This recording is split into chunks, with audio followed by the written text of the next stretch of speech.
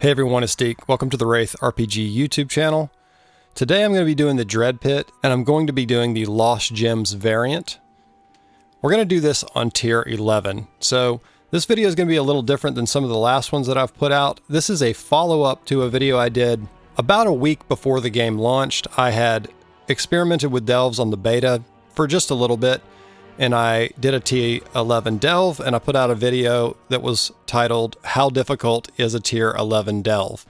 That video got 80,000 views, which is pretty crazy, and I've had people say, hey, you should redo this video now with the changes to showcase how it is. I was not even able to get the T11 down in my original video.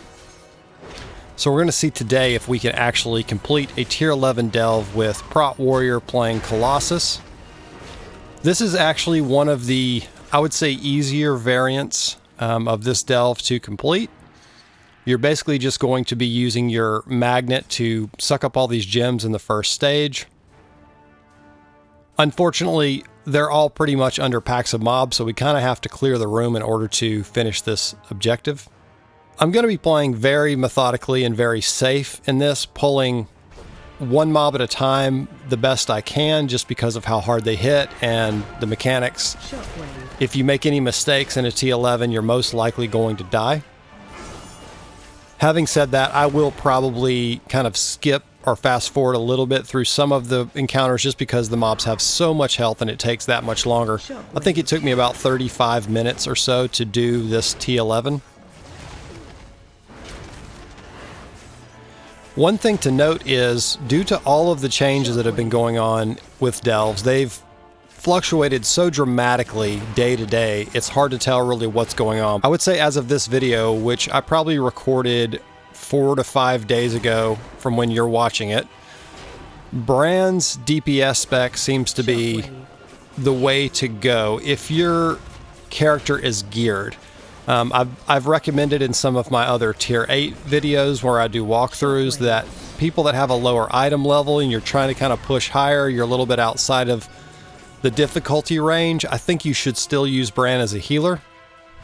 It just allows you to kind of do some stuff that could be a little bit more challenging.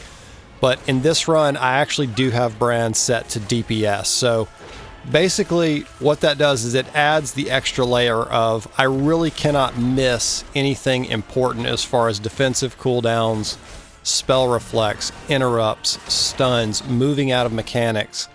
If I make any mistakes in that regard, I will probably die. So when Brand's a DPS, he does a lot of damage. He executes elite mobs for you, which is really nice. But again, without having a lot of his saves that he can do as a healer, you have to play very, very well. So I would recommend, even in these tier 11s, if you're patient, you can go in here with Brand as a healer and push through it. And that could be helpful if you're struggling with him as DPS. If you're not struggling and you feel like you're geared enough for whatever tier you're trying, put him as a DPS. I mean, he hits so hard. So in the Dread Pit, you're always going to be dealing with a couple of mob types. You've got the Nerubian Lords, we've got the Nerubian Slashers, and we've got the Nerubian Threadmancers. The Threadmancers are kind of the targets that you really want to focus down because they are the ones that just continually cast Web Bolt at you. So you want to Spell Reflect, you want to Interrupt, you want to Stun. One thing to note, and it's something that I've been trying to learn to play around, which is probably one of the most challenging mechanics of delves in general, is when is Brand going to use his Interrupt? When is he going to use his Stun? When is he going to use his Fears? So timing your abilities around Brand's is an art. You have to kind of figure out what he's going to do. I'm not sure that I know exactly the patterns because there are times where I assume, okay, on the first spell, Brand is going to interrupt it, and then so I don't use anything, and then I get hit with a spell. So you can't really rely on him to always be the first kicker of a spell necessarily, but a lot of times I'll hit Spell Reflect and then he'll interrupt the spell. So the AI does not play around things like that, so you're just going to have to kind of figure that out with the feel of, doing delves and seeing if you can figure out where the timers are for his interrupts. Another mob type you're going to have to deal with in a lot of these Nerubian delves are the Dark Casters. The Dark Casters basically just continually cast Shadow Bolt on you. Occasionally they will cast another spell. It's some kind of curse. That's a great spell to reflect, so you can use your kind of interrupts and stuns on the Shadow Bolt cast, and then you can use your reflect on the curse, which will do a lot of damage back to the mob. I found Spell Reflect to be, I found this on the beta and I find it in live. Spell Reflect is just probably the most powerful skill that I have in delves, because especially these really high tiers, you can get 3 to 4 million damage spell reflects a lot of times. So you really want to be using that skill on cooldown and trying to make sure that Bran is not messing that up for you by interrupting. One thing that I do, which does make it a little bit trickier, is you just want to hold your spell reflect up until the last second. Now you're going to have to use your judgment based on your own input latency and stuff like that. Like, my internet is actually kind of bad, so there are actually delve runs that I've done. I record and I have these massive lag spikes that just kind of destroy the capture, because I might take a big hit and it's just because my character is just standing there lagged out. But anyway, you want to you got to get the feel of your own input latency. But if you can use your kicks and your interrupts later on the cast, this is just a good practice in general, because when something is casting, it's not doing damage to you. It's stuck in that animation, basically. And then secondly, because of Bran, you can kind of get a gauge, like, is he going to interrupt this spell? Again, sometimes he's kind of late. If his interrupt, comes back off cooldown and it's, halfway through a spell cast, he'll use it. So anyway, just something to play around with. So we're just going to complete the first stage of this by recovering memory gems. So you just finish this whole floor, and then I think there's a little bit on the ramp leading up, but I'm going to go ahead and fast forward up to our second stage of the delve, and that is going to be killing some gem hoarders. In this particular variant of this Nerubian delve, on stage 1, you don't have any way to deal with all this webbing on the ground. But you will get an item in the second stage where you can actually start getting rid of the webs, and you'll need that. This is actually probably the best variant to get the achievement for not being affected by webs or egg sacs in a Nerubian delve. So that's one of the achievements you need for the Glory of the Delver. So we're on to the second stage here, and you see I'm fighting a Nerubian captain. These guys just have like a little slash, kind of cleave frontal attack. It really doesn't do that much damage. If you're a tank, I think you really don't have to move out of it. I do move out of it sometimes. Sometimes I stand in it, but it doesn't do that much damage. The webbed Aegis you do want to interrupt and not spell reflect, because it is a big shield that he puts on himself. So kick that one or stun that one. Don't try to spell reflect it. So another mob type you'll see in here are these chittering fearmongers, and they have so much freaking health. It's so annoying to fight them. They just continually cast this little like AoE fear that you just need to move out of. I think even if you stun them, they still cast it around them. So you just have to step out of it and step back in. I tend to try to move out, hit them with a heroic throw or a thunderclap, and then move back in just to get a little bit of damage while I'm having to step away, just so I don't get feared. Obviously, if you're playing warrior, you've got a fear break. You want to just save that in case you're in a pack and these are going, and you can use your fear break to, save your run, basically. But like I said, and as you can see, I'm pulling very cautiously, just pulling one mob at a time. I think the worst thing you can do in these really high tiers is try to take on too many mobs, just because there are mechanics that have to be dealt with, and as a single player, you just don't have the way to deal with multiple mechanics. And as a warrior, at least, I don't have, a CC ability that I can just CC one target for the extended period. So pulling single target the best you can. And actually, one thing that's interesting, so you see here, this webbed Aegis, he got off. I guess my stuff was on cooldown, or I wasn't paying attention.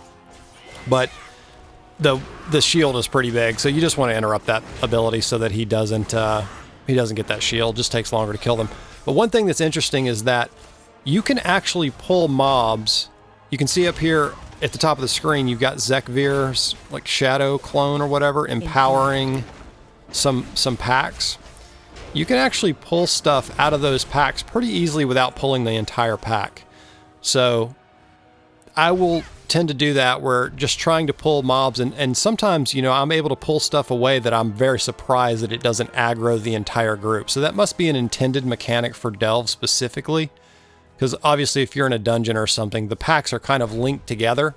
So that's the expected behavior.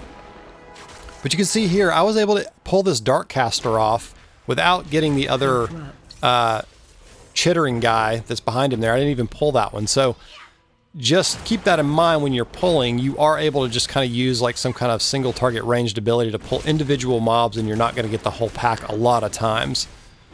This varies from pull to pull, but in general, I'd say in Delves, mobs have less of an aggro range, and they have less like linking in the pack. So as long as they're not like sitting on top of each other, there's a little bit of space in between them, you can try to kind of pull them individually.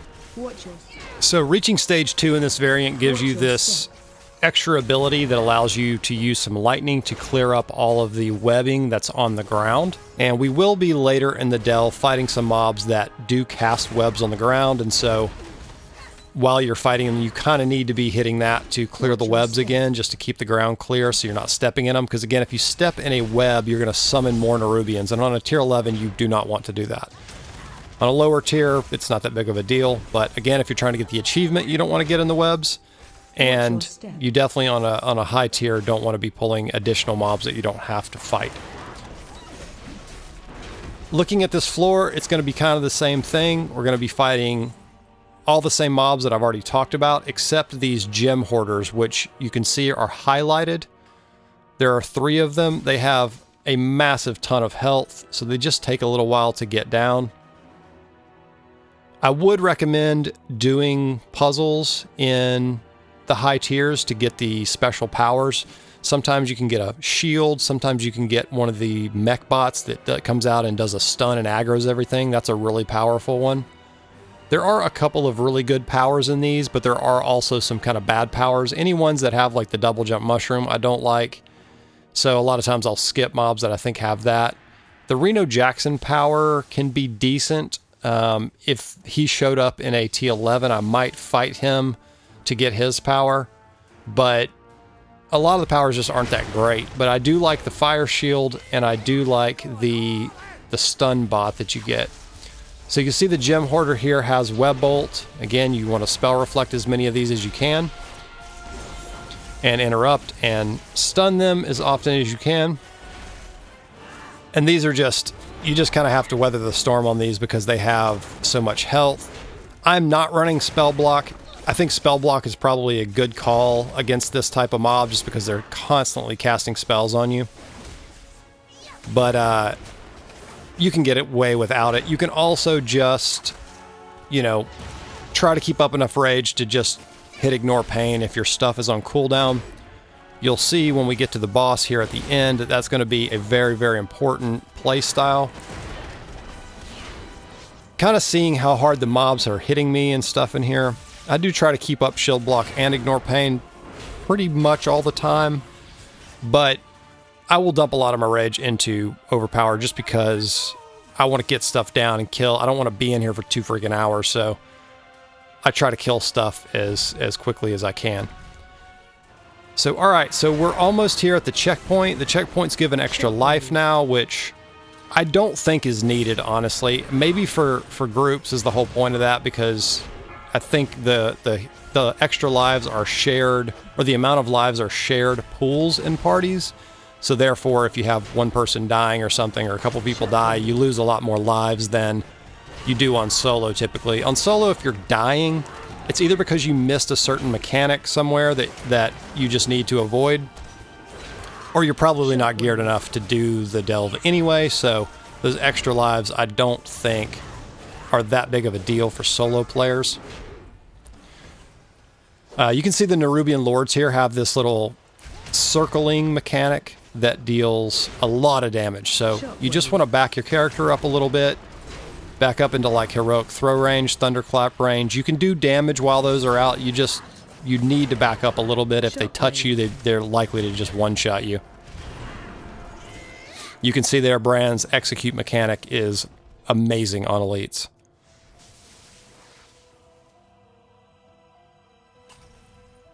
So I'm going to move forward just a little bit more. We've got more packs here. We've got another gem hoarder we've got to get through. So I'm just going to fast forward a little bit and move on down the lane a little bit. And then we're going to get to the boss here pretty soon. All right, so we get to our checkpoint and we get our extra life, so now I'm up to 4 total lives that I can lose here. And we encounter a unique pack. These mobs are not something that you want to fight. If there's any way to skip them, you want to skip them. So you see here, I just kind of wait for them to patrol out of my path, and then I heroic leapt so that I could skip that pack. So I kind of got lucky here. There are some instances where you will have mobs spawn in locations that are very difficult to skip, and that could be a detriment to the run. I'll do some more testing now that there's been so many changes, but in general, all the unique mobs like that don't have any, they're not giving you powers or doing anything like that. They're just challenging fights. I just skip those if I can. But I will try to do some testing and actually fight some of those to kind of see how they're feeling now, but they've always been almost unbeatable in most scenarios. But so moving past that pack, let's just go ahead and get through this. We've got one more gem hoarder to get down, so it's just me pulling all this stuff around the room. Again, I'm doing it very slowly, very methodically. I'm only grabbing treasures that are very easy to get to. I'm not fighting extra packs to get the XP. Even though the XP is very good in this T11, I think the little pots are giving me like 635 XP per. And I'm not sure if that's related with the level itself or if it's just related to how high Bran already is. My Bran is level 34, I believe, or 36 maybe. I'm pushing to get him to 40 to get that achievement. But yeah, we'll move forward here and we'll get to the last stage. So as soon as we kill this last gem hoarder, the only thing that we have to do is fight the boss. So this is a very simple variant of a delve. It's a really good one to get achievements done in, so I kind of lucked out to some degree with this T11. It's the first one that I tried. I've done a T11 in 2-player, but not on solo. So this is the first solo T11 that I've tried, and I got pretty lucky with the variant and the layout of the map and all that. Okay, so moving on to the boss. This is Underlord Victus, and he has basically all of the abilities that you would assume from a Nerubian Lord. He has the same basic shockwave. He has a burrow ability where he's going to go underground, and anything around him is going to take damage. So this is another example of you can deal damage to him and hit him, but you have to stay just far enough away so that doesn't hit you. So you can use like Thunderclap and Heroic Throw, and occasionally you can actually get abilities in. So the big mechanic on this boss, and the thing that I think is going to restrict players from being able to down this boss, is his Stinging Wind ability. This is a channeled ability basically that deals unavoidable damage to your character. So what you have to do is you have to mitigate the damage, or you have to heal through the damage as it's happening. So with Warrior, the really only way that I have to do that, other than my big cooldowns, which I only have a couple of, is Ignore Pain and Victory Rush. So as I pulled this boss and I kind of just started to see what his patterns are, I realized kind of the playstyle that I need to have, which is when he goes into Stinging Wind, I want to have a full rage bar. So I can get 2 Ignore Pains and a Victory Rush every time he casts Stinging Wind. That way I can reduce a lot of the damage that's being dealt to me, and then also heal up just a little bit.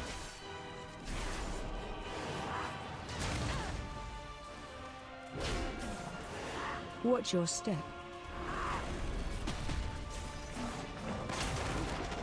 And one cool thing about Warrior with some of the talents that you have is when you're running away from him in these modes here, you can see my health is just regenerating like crazy. So you actually have a lot of health regeneration when you're not taking damage.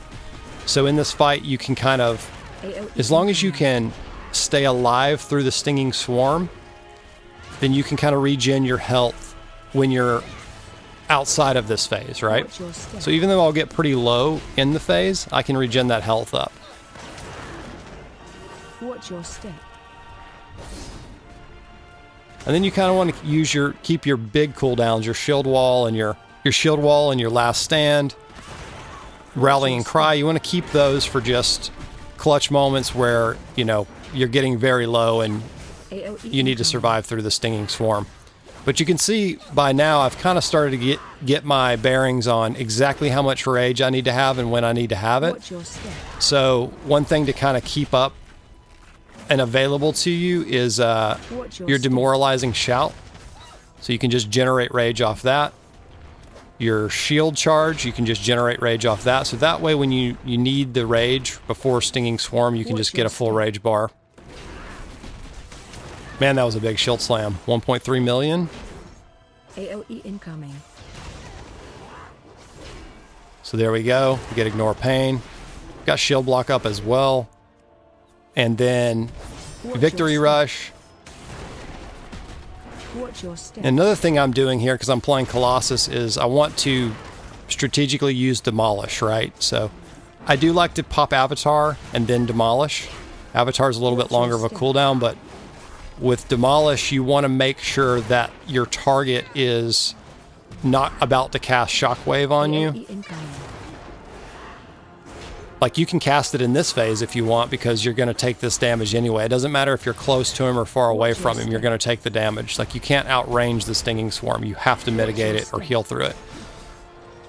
So you just want to use your demolish when you're not in a space where he may be starting to cast his cone ability, because that's really bad for you. Sometimes I do get caught with that.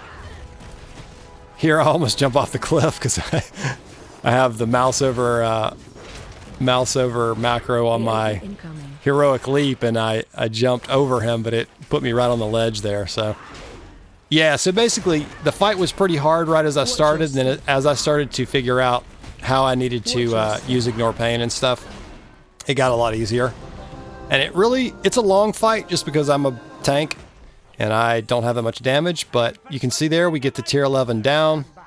We get the achievement, which gives you the title High Explorer.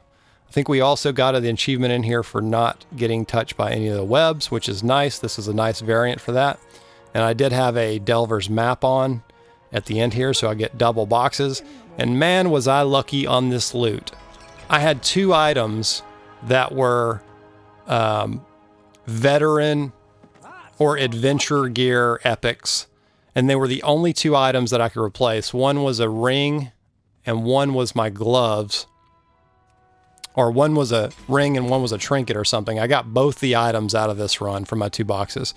So very lucky on the run. It felt very rewarding for doing a tier 11. I know the loot is not any better, but just having a run like that where you actually get the gear that you want and you get some upgrades, and it was a very challenging thing to do. It felt good. So anyway, thanks for watching the video. I hope this was fun or informative in some way about how to do these types of delves, and leave any questions or thoughts in the comments below, and we'll see you guys in the next video. Later.